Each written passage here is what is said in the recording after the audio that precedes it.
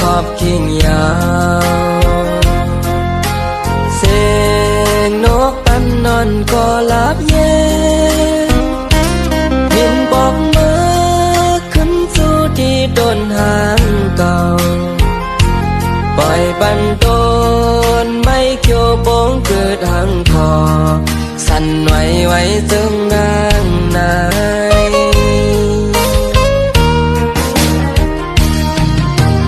อาจยานมาก็หึงหน้ายาวจะถึงมืออยู่กวนสั่นลอยคือทุ่งเวงเมืองงอปอดหอมไปจางฮอดเมื่อหันเจอดียามแน่ไปจางฮบทุกต่อหน้า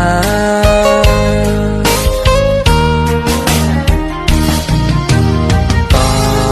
เปิดเงินเยาเลยมายานจูลอยหน้าเมืองอ่อนก็มโยนาจันเอาใจวักใต้ทงทวนเสผาดยานเฮิ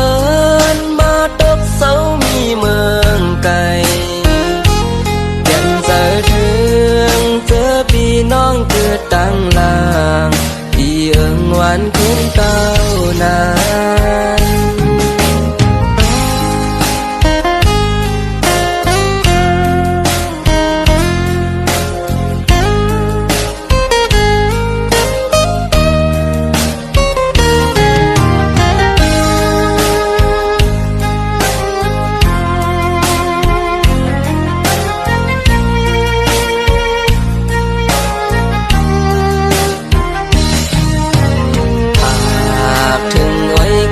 ดังลายเสี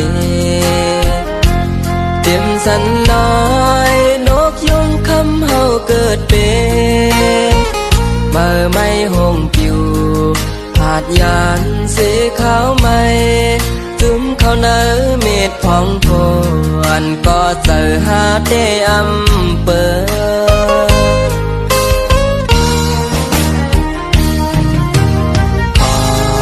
ถึงเขากัดมานั่งใน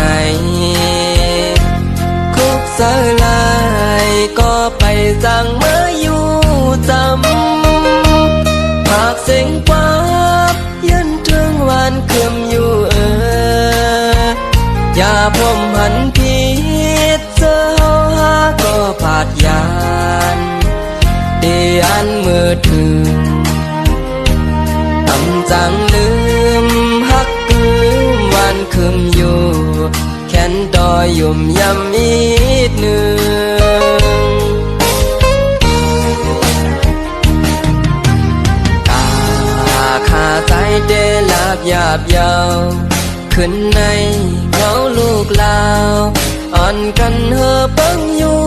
ก่ออำปันตาบนเสือไล่จ่อเจอผาดยานเฮิ